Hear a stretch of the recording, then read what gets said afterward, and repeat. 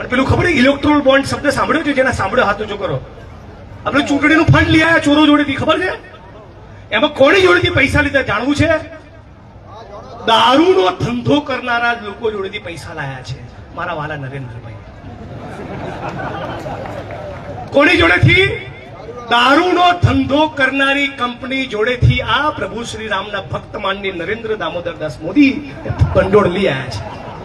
હજી કહું, માણસોના, ભારતના સામાન્ય નાગરિકોના જીવન જોખમમાં મૂકનારી, હલકી ગુણવત્તાની દવા બનાવનારી કંપની જોડેથી ફાળો લઈ રહ્યા છે કરોડોનો.